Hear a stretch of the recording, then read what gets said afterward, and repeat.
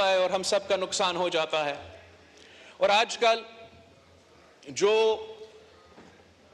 मुल्क में नफरत की सियासत अरूज पर है, जिस किस्म की तकसीम हमारा सियासत में आज मौजूद है, शायद हमारा तारीख में ऐसे हमने कभी नहीं देखा।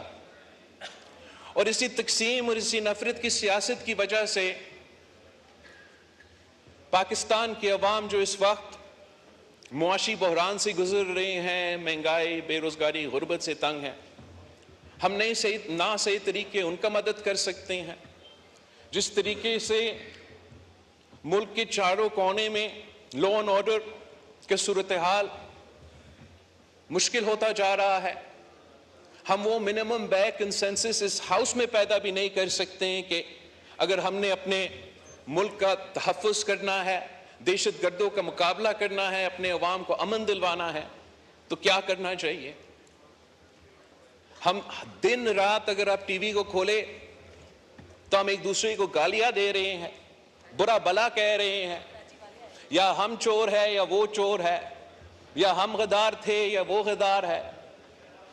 और हमें कहीं न कहीं कोई तरीका निकालना पड़ेगा कि हम अपना लड़ाइयाँ लड़ते रहें, मगर सियासत के दायरे में रह के। और जब एक तरफ सियासत है, वहाँ हमारा जिम्मेदारी है कि हम मिलके जो मुश्किलात को हम इस वक्त का मुकाबला कर रहे हैं, हम उनको एक हल निकालें। मैं एक एग्जाम्पल साइट करना चाहूँगा जनाब स्पीकर, कि हर पाकिस्तानी के लिए, ख़ास तर जो पाकिस्तान के सियासी कारकुन हैं, वो जो बांग्लादेश का हालात है वो बड़े गौर से देख रहे हैं। अब देखें, जो एहतजाज वहां शुरू हुआ वो उनका फौज में जो शहीद हुए थे उनके कोटा के ऊपर।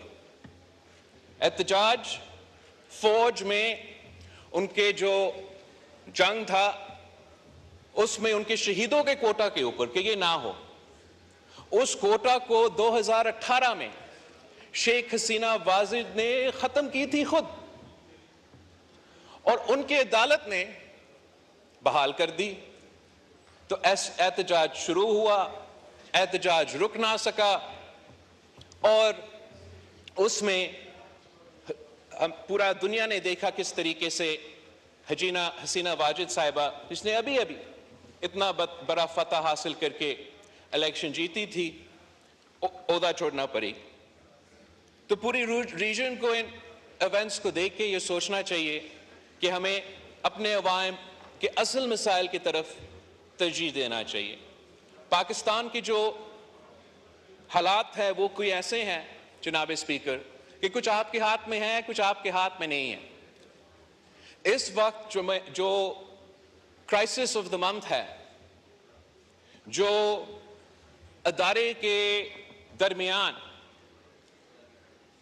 एक फासला नजर आ रहा है, और ये फासला इसलिए बन रहा है कि एक अदारा इस अदारा में बार बार मुदाखलत करता है। हमने अपना जुडिशरी का तारीख तो पूरा मुल्क के सामने है, मगर हमने दुनिया का, जैसे अरशद नदीम साहब ने कोई गोल्ड का तारीख रकत की है, तो हमारा जुडिशरी ने भी जनाब स्पीकर वैसे वर्ल्ड रिकॉर्ड्स तोड़ दिए। माशाल्लाह पाकिस्तान का जो जुडिशरी है वो इतना काबिल है कि वो ना सिर्फ अदालत चलाते हैं, वो तो जनाब स्पीकर डैम भी बना सकते हैं।